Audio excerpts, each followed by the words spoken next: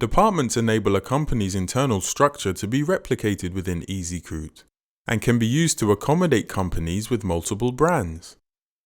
Departments use similar settings to those used for company information. And the only additional requirement is that a designated parent department is needed. The hierarchical structure of EasyCruit means that departments can inherit the settings from their parent departments.